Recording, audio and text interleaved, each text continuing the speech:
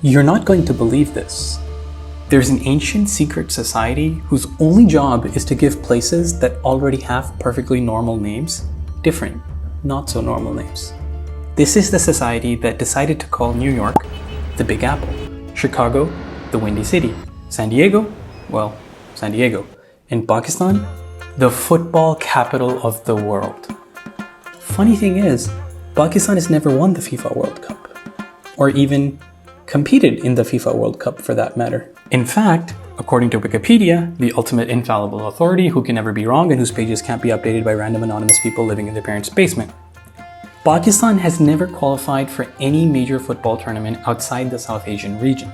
It doesn't have a very strong national team. Its national sport is actually hockey. Not that hockey. Field hockey. So why is Pakistan known as the football capital of the world? Same reason Taiwan is known as the microchip capital of the world. In case it wasn't obvious, Taiwan produces a lot of microchips. So then that must mean Pakistan produces a lot of footballs? Yes. It produces a crazy number of footballs, to the tune of 60 million hand-stitched footballs every year. And all of these footballs come from one tiny little city in northeastern Pakistan called Sialkot. Ever heard of Nike, Adidas, or Puma? Of course you have. Sialkot makes footballs for all these big brands. Fun fact, Sialkot produced the official match balls for the FIFA World Cup, like Adidas Tango España in 1982 and the Telstar 18 in 2018. Okay, let's ask the obvious. How did a tiny city in northeastern Pakistan come to dominate the football industry? One word. British imperial colonialism. What? You see, back in the late 1800s, British troops needed a break from conquering India and wanted to play football, but their football didn't work. This made them upset.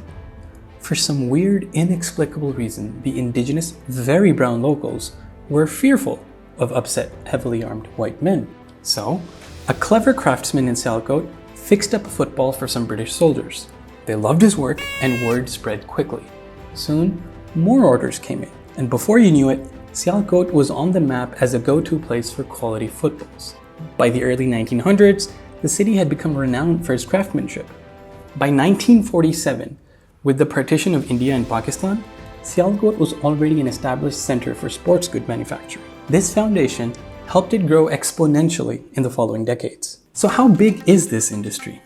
It's huge, gigantic, enormous, ginormous. It's almost as big as his ego.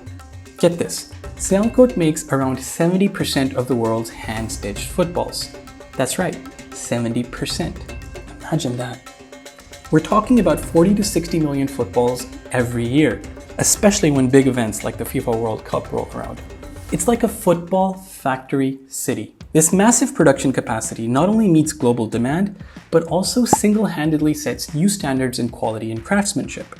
Skilled artisans, many of whom have been perfecting their craft for generations, stitch panels of synthetic leather or polyurethane with incredible precision and care.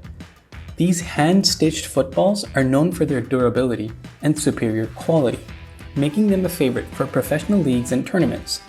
The meticulous process involves stitching 32 panels together, which requires immense skill and attention to detail.